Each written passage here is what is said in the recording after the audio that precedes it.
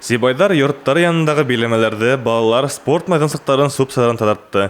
Кешеләрде эшкә дәртләндереп музыка яңгыраны. Коммуналь техника туктаусыз эшләп кый өендәрен сүплеккә ташыны. Урыннан яткан кар таратылды.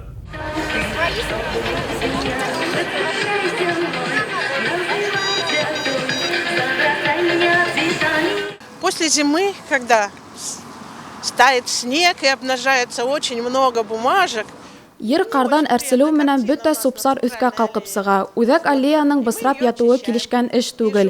Безнең гимназия коллективы, уҡыусылар йылда ошо биләмәне супсардан таҙарта, тәртипкә килтерә. Быйыл гына беҙ бында 3-нче тапҡыр сығып йыйыштырҙык. Күмәк өмәнән берәү дә ситтә калманы. Дөйөм эшкә бергә тотонғанда гына коммуналь хеҙмәттәр эшселәре ҡар аҫтынан сыҡҡаны ҡый һайҙан ваҡытында ҡотола алыуын һәр кем яҡшы аңлай.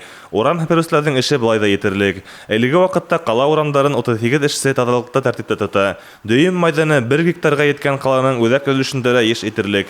Бындай күләмле эштә Торлаҡ коммуналь хужалыҡ идаралығы эшселәре үҙ иңендә генә атҡарып сыға алмауы көн кеүек асыҡ.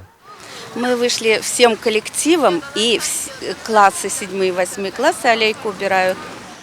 Без бөтә коллектив менән өмәгә сыҡтык. 7-8 класс уҡыусылары ла аллеяны таҙартыуҙа ярҙам итә. Ҡалалаштарҙы, урамдарҙы ҡыйламаҫҡа саҡырам. Сөнки таҙалаган ерҙә түгел, ҡыйламаған урында таҙалыҡ хөкөм һөрә. Унан һуң таҙа булһа, үҙебеҙгә яҡшы. Бысраҡ өйгә эйәреп инмәй, урамда ла йөрөгән һайын йөрөгө килә.